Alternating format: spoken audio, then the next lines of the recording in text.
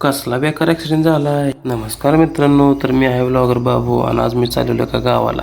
आणि पहिल्यांदा म्हणलं आपल्या गाडीत उसाचा रस पेट्रोल टाकून घ्यावं म्हणलं. पेट्रोल पंपापाशी आलो आणि पहिल्यांदा पेट्रोल टाकलं. थोडं पुढं गेलो की वातावरण एकदम बेकार झालेलं.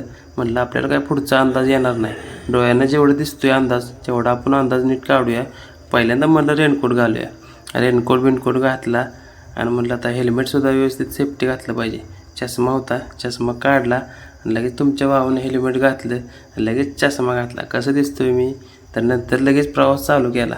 लगेच कात्रकटाचा रस्ता धरला. पुढे गेल्यानंतर हा असा ट्रक दिसला. लय बेकार वाटत होता. आता काय बोलायचं मी तरी. बरेच जणांचं ते खाद्य होतं, पण जाऊ दे आपल्याला काय करायचं. तिथनं आलो कात्रकटामध्ये.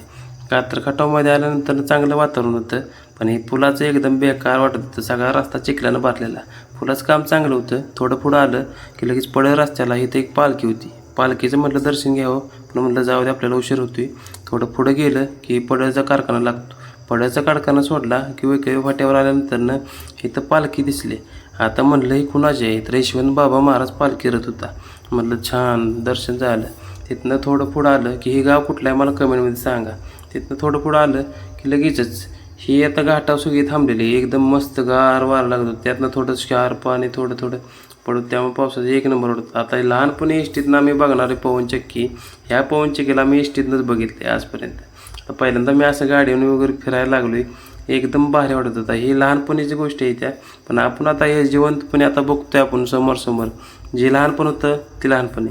आता मोठं झाल्यानंतर ही जी फिलिंग काय येणंच झाली आहे. जसं आपण इष्टीतनं बघायचो तसं आता काय वाटणं झालं की बाबा हां एवढी मोठी पवनचक्की आहे असं तसं आहे, पण नाही काय.